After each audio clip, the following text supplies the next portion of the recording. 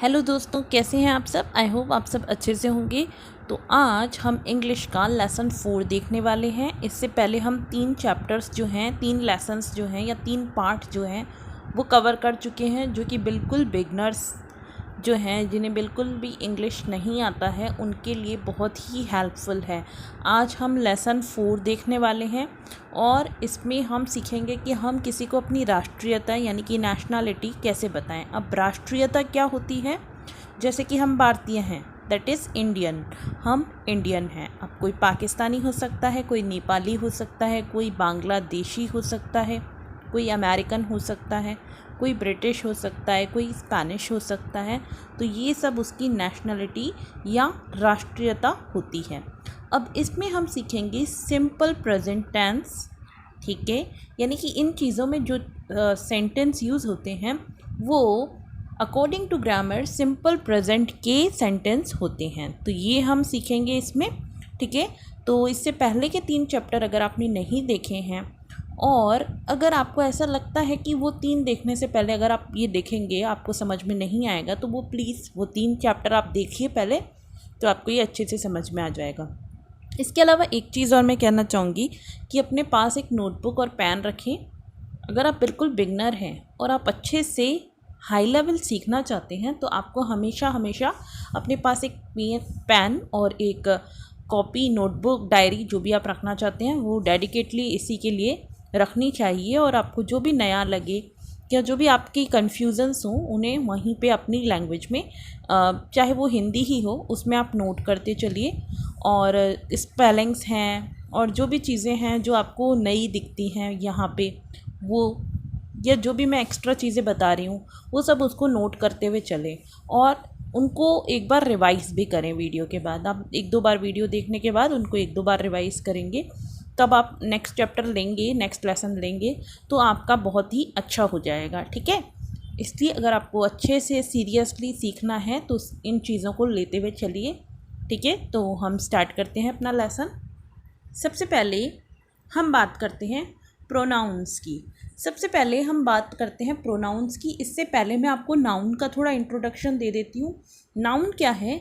Noun everything, everything in this world, in this universe, इस universe में जो कुछ भी है वो सब सब सब वो नाउन है, ठीक है। लाइक आपके रूम में फ़ैन लगा हुआ है, वो एक नाउन है। आप खुद नाउन है, आपका बेड नाउन है, आपका pillow, each and everything is noun, ठीक है। अब हर चीज़ एक नाउन है और नाउन को हम हिंदी में कहते हैं संज्ञा, ठीक है। और हमने संज्ञा की बचपन में एक डेफिनेशन पढ़ी थी। क्या पढ़ी थी वो? किसी व्यक्ति, वस्तु के नाम को हम संज्ञा कहते हैं, ठीक है। यानी कि कोई भी व्यक्ति हो सकता है, कोई भी वस्तु हो सकता है, यानी कि किसी भी चीज़ का अगर एग्जिस्टेंस है, अगर वो यूनिवर्स में प्रेजेंट है चीज़, तो वो नाउन है। यानी कि each and everything is noun. हम अपने पूरे यूनिवर्स में नाउन से घिरे हुए हैं। It can be earth, moon, sun, table, chair, slipper, clothes, कुछ भी, हर कुछ, सब कुछ, ये नाउन है या संज्ञा है। अब हम बात करते हैं प्रोनाउन की, ठीक है। अब प्रोनाउन क्या होता है? प्रोनाउन होता है सर्वनाम। अब सर्वनाम क्या होता है? हो सकता है आप में से कुछ को पता हो और कुछ को नहीं भी पता हो, तो मैं ये चीज़ें क्लियर कर देती हूँ। सबसे पहले प्रोनाउन वो वर्ड्स होते हैं जो कि संज्ञा के स्थान पे यूज़ होते हैं, यानी नाउन के प्लेस पे जो वर्ड्स यूज़ होते हैं उनको हम प्रोनाउन या सर्वनाम कहते हैं, ठीक है। अब जैसे कि अगर हम किसी गर्ल की बात कर रहे हैं तो गर्ल तो नाउन है। अब गर्ल कुछ बोलेगी, जैसे कि वो बोलेगी आई एम सुरभि, ठीक है, आई एम सुरभि। अब जो गर्ल थी उसने अपने लिए क्या यूज़ किया? आई, ठीक है। वैसे कोई यू भी यूज़ कर सकता है, अगर एक से ज़्यादा है तो वो वी भी यूज़ कर सकते हैं। तो कुछ ना कुछ वर्ड यूज़ होता है।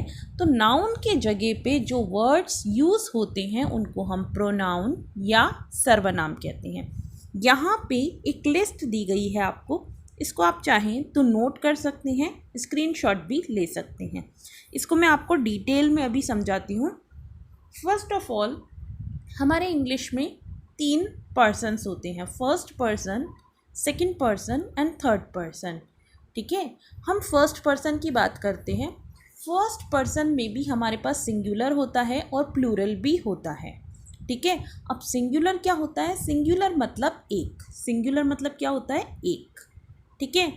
सिंगुलर मतलब एक, जहाँ एक का बोध होता है, यानी कि जो पर्सन बात कर रहा है, ठीक है, वो है फर्स्ट पर्सन। जो पर्सन बात कर रहा है वो है फर्स्ट पर्सन। फर्स्ट पर्सन आपका सिंगुलर भी हो सकता है, यानी एक भी हो सकता है, या एक से ज़्यादा भी हो सकते हैं, यानी कि प्लूरल भी हो सकता है। जैसे मैं क्या हूँ? सिंगुलर हूँ, ठीक है।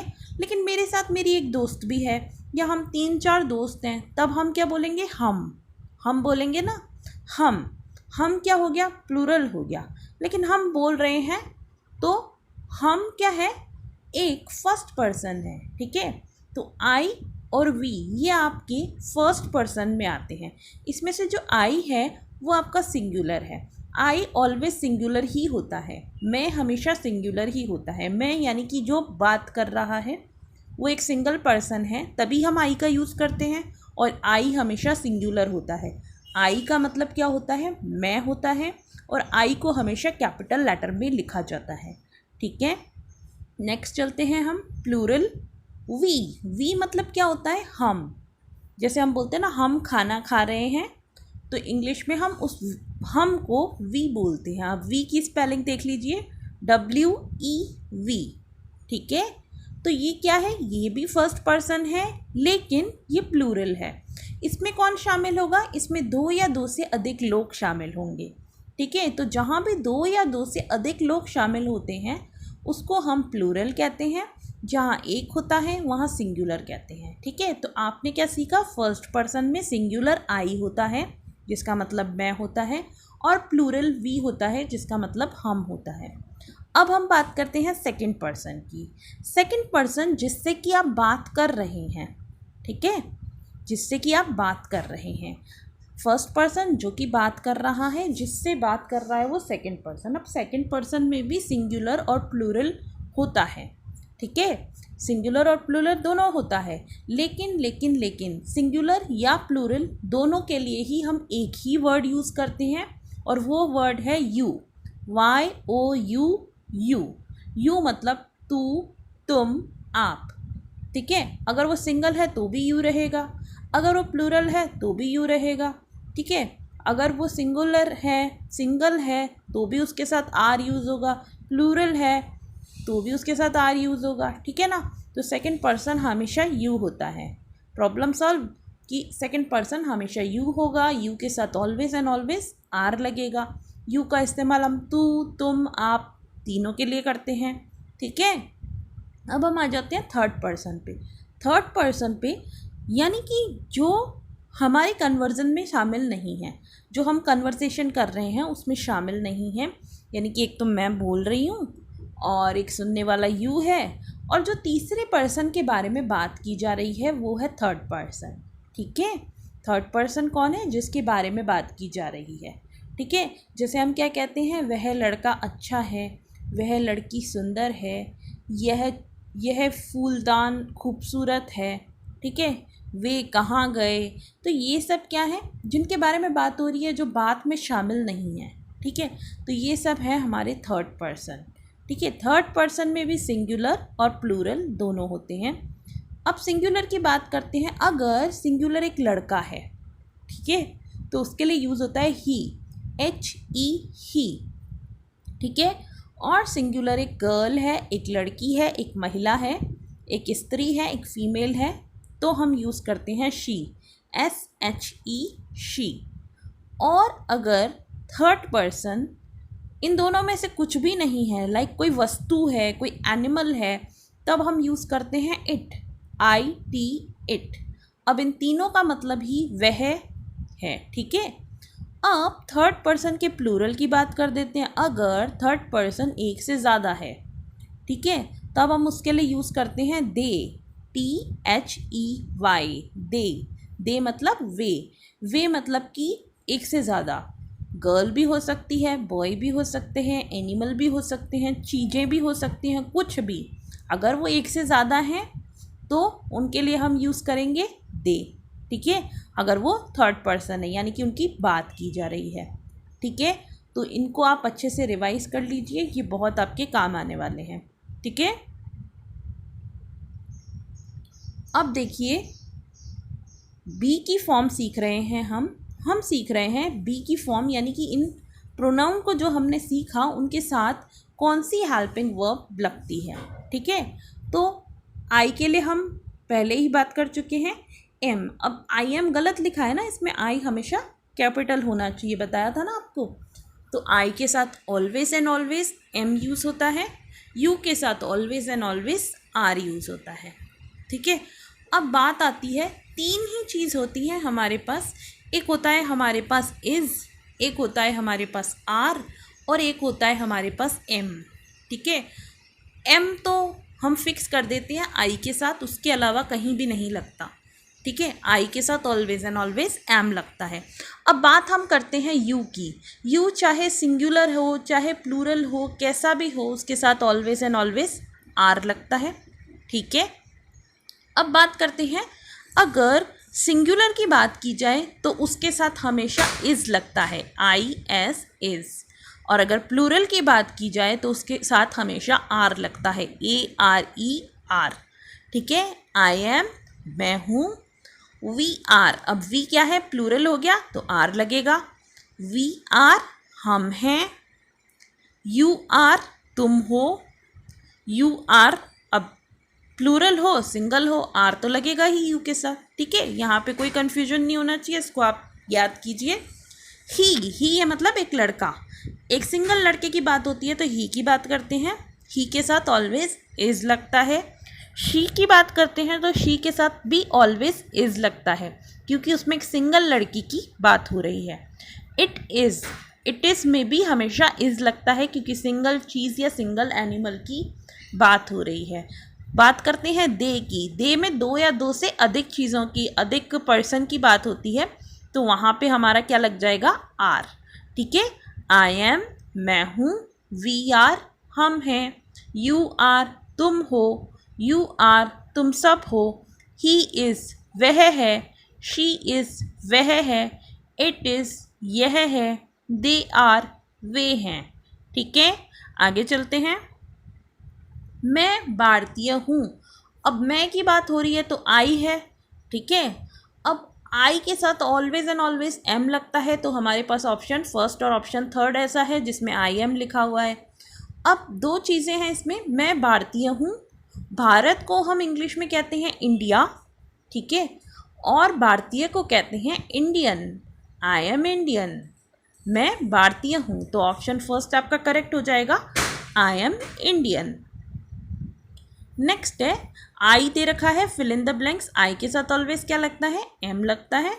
ठीक है, नेक्स्ट है वी के साथ क्या लगता है, वी के साथ ऑलवेज आर लगता है, वी आर इंडियन, हम भारतीय हैं, हम भारतीय हैं। इसका इंग्लिश करना है हमको, पॉज कीजिए वीडियो को, अपनी नोटबुक पे खुद ट्राई कीजिए।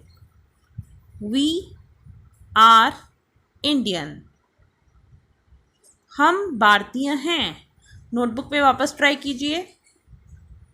We are Indian, you dash American, notebook पे ट्राई करें अपनी, यू आर अमेरिकन, तुम अमरीकी हो।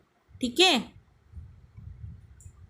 शी ट्राई कीजिए नोटबुक पे, शी के साथ क्या लगता है, इज लगता है, शी इज चाइनीज, वह चाइनीज है। आप अमरीकी हैं, नोटबुक पे ट्राई कीजिए, हमेशा पॉज कीजिए वीडियो को और पहले आप नोटबुक पे ट्राई कीजिए, फिर यहाँ से चेक कीजिए। ठीक है, यू आर अमेरिकन। ही के साथ क्या लगता है ऑलवेज, ही के साथ ऑलवेज इज लगता है, ही इज ब्रिटिश। इट के साथ ऑलवेज क्या लगता है, इज। अब जब इट की बात हो रही है तो कोई वस्तु की, यानी कि कोई सामान की, कोई थिंग की, कोई एनिमल की बात हो रही है। ठीक है, इट इज़ इंडियन, इट मतलब एक चीज़ की बात हो रही है, इट इज़ इंडियन। यह भारतीय हैं, कॉपी में ट्राई करो। It is Indian. वह अमरीकी है। अब आपको ऑप्शंस में शी ही दे दिया है, तो आपको कंफ्यूज होने की कहीं ज़रूरत ही नहीं है कि यहाँ पे ही आएगा या शी आएगा। ठीक है, शी इज़ अमेरिकन। दे के साथ ऑलवेज क्या लगता है? आर। दे आर अमेरिकन, यानी कि एक से ज़्यादा लोगों की बात हो रही है और वो सब क्या है? अमेरिकन है। मैं भारत से हूँ। मैं, चलो इसको ट्राई करो अपनी नोटबुक पे वीडियो पॉज करके।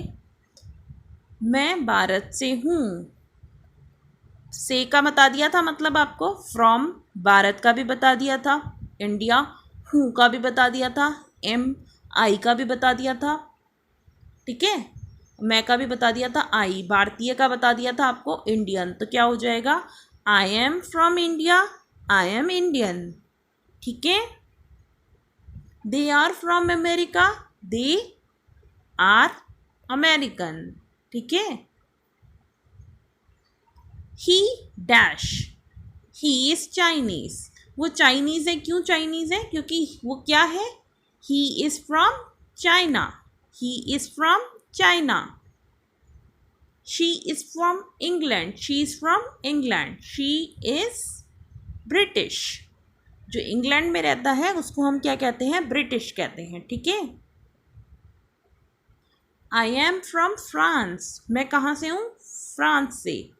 I am French, I am French. मैं फ्रेंच हूँ। यहाँ पे आप पॉज कर करके स्पेलिंग भी देखिए। ठीक है, आई am from China, I am Chinese. मैं चीन से हूँ, मैं चीनी हूँ। आई एम को आप शॉर्ट में आई एट्रोसॉफी एम भी लिख सकते हैं। इसी तरीके से वी आर, यू आर और दे आर को भी आप ऐसे लिख सकते हैं, वी एट्रोसॉफी आर, और यू के लिए भी और दे के लिए भी। सिमिलरली आप ही, शी और इट के लिए भी लिख सकते हैं। तो इस चीज़ को आप नोट करके रखिए क्योंकि ये बहुत ही काम आता है आपके राइटिंग में। ठीक है, तो इन चीज़ों को आप नोट करके रखिए कि शॉर्ट में हम इनको कैसे लिख सकते हैं। ठीक है, मैं इंडिया से हूँ, मैं भारतीय हूँ। आई am from India, I am Indian. अब इन्होंने क्या किया? आपको शॉर्ट फॉर्म सिखा दी, अब आपके उसके अकॉर्डिंग आपको दिया है। ठीक है, he is from France, he is French. अब ही इसको कैसे लिख सकते हैं? यहाँ पे बहुत सारे तरीके दे रखे हैं, पॉज करके ट्राई कीजिए। ही इज़, ठीक है। She is from England, she is from England, she is British. They are Chinese, they are Chinese. You are American. अच्छा, इसमें से बहुत सारे लोग गलती करते हैं। देखो यहाँ पे योर आर लिखा हुआ था। ठीक है, अब हम यहाँ पे रिवीजन कर लेते हैं जो भी हमने सीखा है। आई am from India, I am Indian. Indian की स्पेलिंग देख लीजिए, INDIAN। ठीक है, वी के साथ ऑलवेज आर लगता है, वी आर। आई आपने सीख लिया था। शी हमेशा गर्ल के लिए यूज़ होता है, सिंगल गर्ल के लिए। यू आर अमेरिकन, अमेरिकन की स्पेलिंग देख लीजिए, AMERICAN, अमेरिकन। इंडियन मतलब भारतीय, अमेरिकन मतलब जो अमेरिका में रहता है। यू के साथ ऑलवेज आर लगता है। सिंगुलर के साथ हमेशा इज लगता है, सिंगुलर मतलब ही, शी, इट। ठीक है, इट मतलब होता है यह, ये किसी एनिमल या किसी थिंग के लिए यूज़ हो सकता है। इट इज़ इंडियन यानी किसी एक चीज़ की बात की जा रही है जो इंडियन है। ठीक है, शी इज़ अमेरिकन मतलब कि किसी लड़के की बात की जा रही है जो कि अमेरिकन है। दे के साथ ऑलवेज आर लगता है, दे प्लूरल होता है, थर्ड पर्सन होता है। दे का मतलब होता है दो से ज़्यादा पर्सन। ठीक है, आर की स्पेलिंग याद है आपको, दे की स्पेलिंग देख लीजिए। ब्रिटिश, ब्रिटिश मतलब अंग्रेज बोलते हैं ना जिसको हम, जो कि इंग्लैंड में रहता है, ब्रिटेन में रहता है। ठीक है, वी मतलब हम। वी आर इंडियन मतलब हम भारतीय हैं। आई एम इंडियन मतलब मैं भारतीय हूँ। फ्रॉम का मतलब आप सीख चुके हो, फ्रॉम मतलब से। यू मतलब आप, यू की स्पेलिंग देख ली। I am from India, I am Indian, मैं भारत से हूँ, मैं भारतीय हूँ। और इसी का इन्होंने एम का शॉर्ट फॉर्म लिखा है, आई am from India, I am Indian. दोनों ही करेक्ट हैं और दोनों को ही आपको सीखना है। ठीक है, तो आज का चैप्टर यहीं ख़त्म करते हैं। इसको अच्छे से प्रैक्टिस कीजिए और लिख लिख के इसकी स्पेलिंग सब कुछ आपको याद करनी है। जब भी कोई क्वेश्चन आपकी स्क्रीन पे आता है तो पहले आपको पॉज करना है, उसको अपनी नोटबुक पर ट्राई करना है, देन आपको आंसर देखना है। तो इससे आपका अच्छा प्रैक्टिस हो जाएगा। ठीक है, और चैनल को सब्सक्राइब कर लीजिए और अपने दोस्तों के साथ भी शेयर कीजिए। Bye bye, take care.